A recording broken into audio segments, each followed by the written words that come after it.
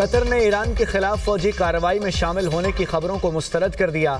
قطری وزارت خارجہ کے مطابق اسرائیلی میڈیا کی رپورٹس بے بنیاد اور گمراہ کن ہیں۔ ان الزامات کا مقصد قطر کو تنازع میں گھسیٹنے کی کوشش ہے۔ الزامات کا مقصد ہمارے مصالحتی کردار کو نقصان پہنچانا ہے۔ قطر نہ کسی ہمسایہ ملک کے خلاف فوجی کارروائی کا حصہ بنا اور نہ بنے گا۔ خطے میں امن اور کشیدگی کے خاتمے کے لیے سفارتی کوششیں جاری رہیں گی۔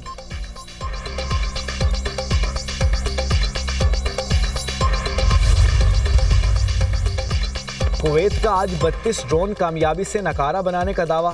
کویتی وزارت دفاع کا کہنا ہے کہ ایرانی حملوں کا ہدف ملک کی متعدد اہم تنصیبات تھیں۔ ڈرونز کو تباہ کرنے کے نتیجے میں ان کا ملبہ مختلف رہائشی علاقوں میں گرا، جس سے کچھ مقامات پر مالی نقصان ہوا۔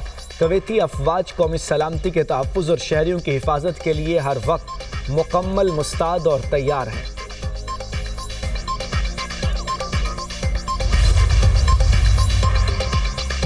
ایرانی وزیر خارجہ عباس اراغچی کا امریکی حملوں پر سخت رد عمل۔ کہا امریکہ ایران میں جنگی جرائم کر رہا ہے۔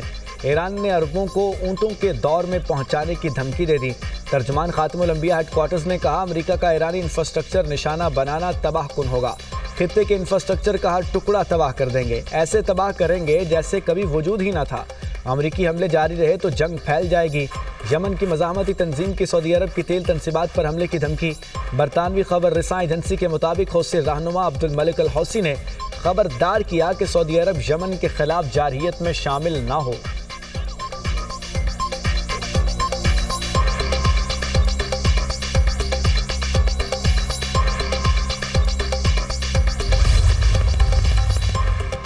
ایران کو اپنے کیے کی سزا بھگتنا ہوگی۔ ترجمان وائٹ ہاؤس کیرولین لیوٹ کی میڈیا سے گفتگو۔ کہا ایران نے آبِ ہرمز میں جہازوں کو نشانہ بنا کر ایم او یو کی خلاف ورزی کی۔ ایران پر حالیہ حملے ایم او یو کی خلاف ورزی کے باعث کیے۔ ایران کو آبِ ہرمز میں جہازوں پر حملے کی اجازت نہیں دیں گے۔ ایران مذاکرات جاری رکھے ہوئے ہے اور معاہدہ کرنا چاہتا ہے۔ ایران تقسیم کا شکار ہے۔ کچھ ایرانی رہنما معاہدہ کرنا چاہتے ہیں۔ ایرانی جہازوں کے علاوہ سب کے لیے آبِ ہرمز کھلی ہے۔ ایران کو کسی صورت جوہری ہتھیار رکھنے کی اجازت نہیں دی جا سکتی۔ امریکی فوج کبھی بچوں اور شہریوں کو نشانہ نہیں بناتی۔ میناب اسکول پر حملے سے متعلق تحقیقات جاری ہیں۔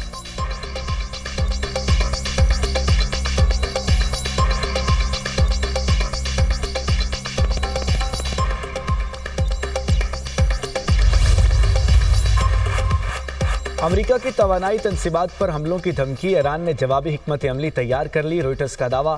رپورٹ کے مطابق ایران کے بجلی گھروں اور پلوں پر امریکی حملوں کی صورت میں باب المندب بند کرنے کی تیاریاں۔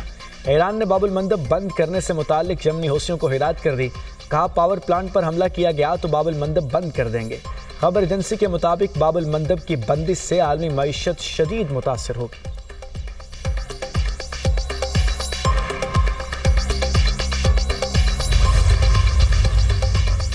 امریکہ نے پاور پلانٹس اور پلوں پر حملہ کیا تو پورے خطے کا انفراسٹرکچر تباہ کر دیں گے۔ ایرانی فوج کے ترجمان بریگیڈیئر جنرل ابراہیم ذوالفقاری کی امریکہ کو دھمکی۔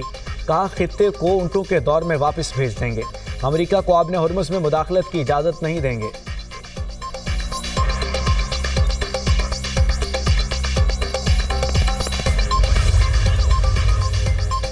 ایرانی عدلیہ کی امریکی صدر ٹرمپ کے بیان کی تردید۔ کہا ایران کی جیلوں سے کسی امریکی قیدی کی رہائی یا تبادلہ نہیں ہوا۔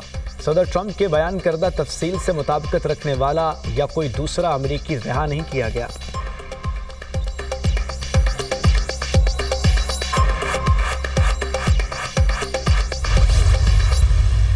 Pakistan firmly believes the Islamabad Memorandum of Understanding remains an enduring framework for promoting peace, mutual respect, and shared prosperity. While the implementation of MOU is facing challenges, Pakistan will continue to encourage all sides to end violence and resume technical level talks in accordance with the MOU. We hope that all parties will remain committed to the path of dialogue and diplomacy in resolving their outstanding issues. We express the hope for an early normalization of the situation in the Strait of Hormuz. اسلام آباد مفاہمتی یادداشت تب بھی مؤثر اور قابل عمل ہے۔ مفاہمتی یادداشت نہ ختم ہوئی نہ غیر مؤثر۔ اسلام آباد مفاہمتی یادداشت پر عمل درآمد جاری رہنا چاہیے۔ فریقین کشیدگی کا راستہ چھوڑیں گے تو امن کی واپسی اسی یادداشت سے ممکن ہوگی۔ آخر کار مذاکرات کی میز پر ہی تمام اختلافات حل ہوں گے۔ ترجمان دفتر خارجہ کی نیوز بریفنگ۔ ایران اور امریکہ کے درمیان دوبارہ کشیدگی پر تشویش کا اظہار۔ طاہر اندرابی نے کہا کہ پاکستان فریقین پر ضبط و تحمل کا مظاہرہ کرنے کے لیے زور دیتا ہے، تنازع کسی کے مفاد میں نہیں۔ آبِ ہرمز سے تجارت اور پیٹرولیم مصنوعات کی آسان ترسیل ضروری ہے۔ آبِ ہرمز میں رکاوٹوں سے متعدد ممالک متاثر ہو رہے ہیں۔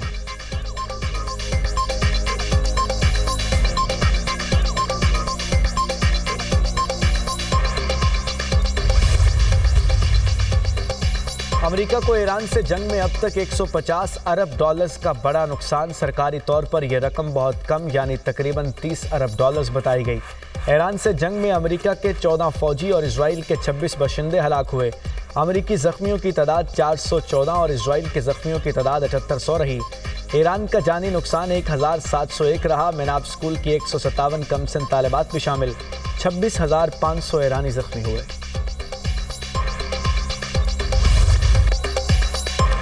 امریکہ ایران مفاہمتی یادداشت کو ناکام بنانے کے لیے اسرائیل نے سازش کی۔ امریکی نائب صدر کا اسرائیلی سازشوں کا انکشاف۔ جے ڈی وینس نے ایران میں زمینی فوج بھیجنے کی خبروں کو مسترد کر دیا۔ کہا اسرائیلی حکومت کے بعض عناصر نے ایران کے ساتھ معاہدے کو سبوتاژ کرنے کے لیے امریکہ میں مہم پر بھاری رقم خرچ کی۔ غیر ملکی اثر و رسوخ کی ایسی مہم کے باوجود وہ امریکی مفادات کو اولین ترجیح دیں گے۔ ایران کے ساتھ تنازع کا مستقل حل فوجی کارروائی نہیں بلکہ مذاکرات اور سفارتی معاہدہ ہے۔ امریکہ ایران میں حکومت کی تبدیلی کے لیے زمینی فوج نہیں بھیجے گا۔ ہزاروں فوجی بھیج کر حکومتیں گرانے کا دور ختم ہو چکا۔ ایرانی عوام اپنے نظام میں تبدیلی چاہتے ہیں تو یہ ان کا اپنا فیصلہ ہوگا۔ امریکہ کی ترجیح آبِ ہرمز کو کھلا رکھنا اور عالمی تیل اور گیس کی بلا تعطل ترسیل یقینی بنانا ہے۔ جو لوگ ایران کے ساتھ مذاکرات کی مخالفت کرتے ہیں وہ کوئی قابل عمل متبادل حل پیش نہیں کرتے۔ اسرائیل امریکہ میں عوامی رائے کی جنگ ہار رہا ہے۔ اسرائیل امریکی سیاست پر اثر انداز ہونے کی کوشش کرتا ہے۔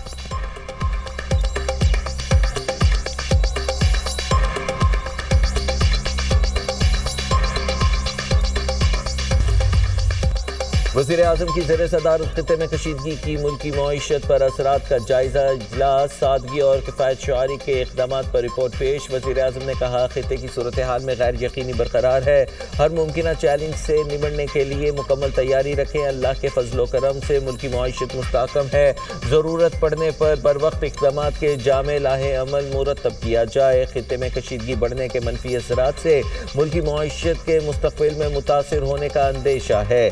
جس طرح گزشتہ سادگی مہم میں عوام نے بھرپور ساتھ دیا، اسی طرز پر کفایت شعاری کو قومی سطح پر اپنانا ہوگا۔ وزیر اعظم نے پیٹرولیم مصنوعات اور توانائی کے بچت کی قومی مہم میں عوام کے بھرپور تعاون کو سراہا۔ کہا سادگی اور کفایت شعاری مہم میں عوام نے بھرپور کردار ادا کیا جس پر تہہ دل سے مشکور ہے۔ صوبائی حکومتوں سے مل کر پیٹرولیم مصنوعات کی مصنوعی قلت پیدا کرنے والوں کے خلاف سخت کارروائی کی جائے۔ ملکی ضروریات کے مطابق پیٹرولیم مصنوعات کی وافر ذخائر موجود ہیں اور مستقبل کے لیے اس کی فراہمی کو یقینی بنا لیا گیا ہے۔ اجلاس کو بریفنگ۔